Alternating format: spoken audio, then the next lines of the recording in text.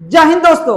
लक्ष्य क्लासेज में आपका बहुत बहुत स्वागत है। दोस्तों आज हम लोग एवरेज यानी औसत के बारे में जानेंगे जो हमारे प्रतियोगी परीक्षा के लिए बहुत महत्वपूर्ण है। तो आइए शुरू से एकदम जीरो से हम लोग औसत के बारे में जानेंगे, बिल्कुल बेसिक से। बिल्कुल हम आपको औसत से परिचय कराएंगे, औसत की परिभाषा से लेकर और औसत का इंपॉर्टेंट सूत्र तक।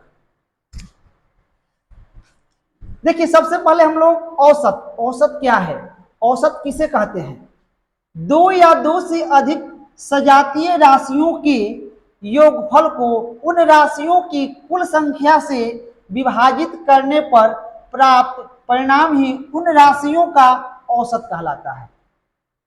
एक नोट समझ लेंगे हम लोग, औसत को समानांतर माध्य अथवा माध्य भी कहते हैं। आपको माध्य निकालने को भी बोले, चाहे समानांतर माध्य निकालने का भी बोले, तो इसको हम लोग क्या निकाल लेंगे? औसत। औसत बराबर फॉर्मूला होता है सभी राशियों का योग बटे राशियों की कुल संख्या।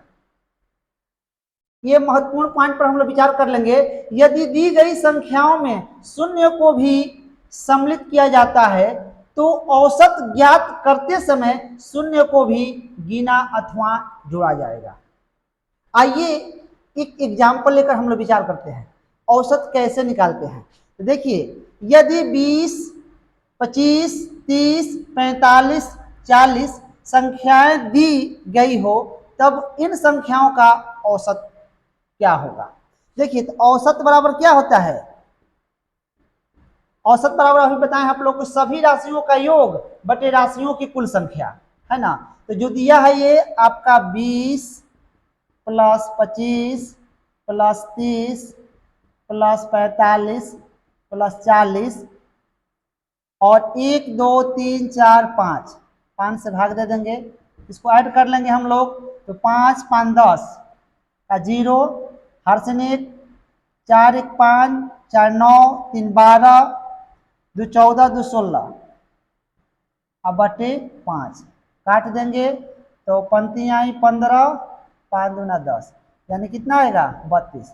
यानी आंसर क्या होगा इसका? 32। यानी एवरेज कितना होगा? 32। औसत होगा 32। हाँ एक और बात ध्यान देंगे इसमें हम लोग कि 20, 25, 30, 45, 40 और इसमें अगर जीरो भी रहता है ना तो उसको भी ऐड कर लेते और नीचे राशियों की कुल संख्या कितना होती?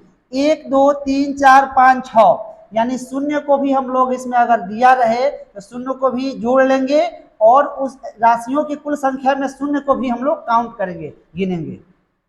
ये बात आप लोग अवश्य ध्यान रखेंगे। अगले पॉइंट पर हम लोग ध्यान देंगे संख्याओं के औसत संबंधित महत्वपूर्ण सूत्र।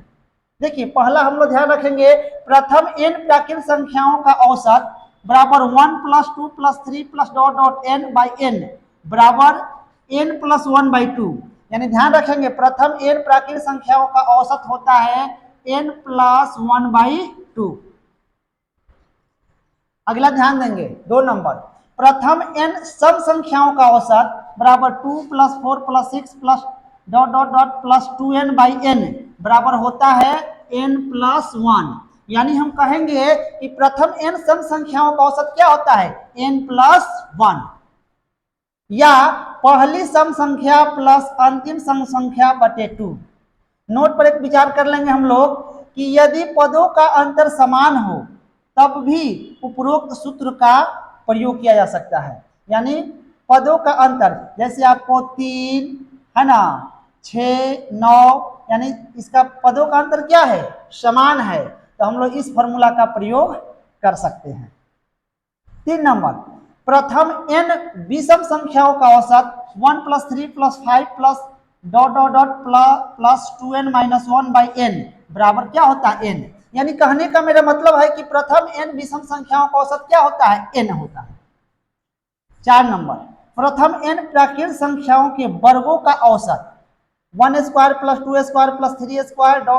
n² by n बराबर होता है n + 1 ब्रैकेट ले लेंगे 2n + 1/6। यानी मेरा कहने का मतलब है कि प्रथम n प्राकृत संख्याओं के वर्गों का औसत होता है n + 1 × 2n + 1/6, ये होता है।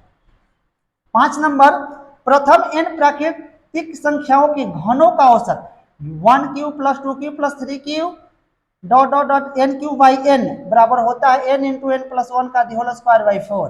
यानी ध्यान रखेंगे हम लोग, यही फॉर्मूला है कि प्रथम एन प्राकृतिक संख्याओं के घनों का औसत होता है एन इंटू एन प्लस 1 का होल स्क्वायर बाई 4।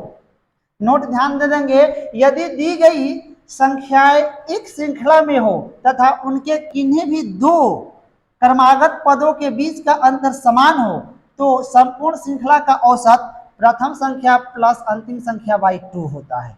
ये सारी जो बात है, आप औसत के प्रश्न बनाने के पहले इस सारी बातों को कंठस्थ कर लेंगे, याद कर लेंगे, समझ लेंगे, तब आपको औसत के प्रश्न बनाने में बहुत आसानी होगा। थैंक यू दोस्तों, जय हिंद।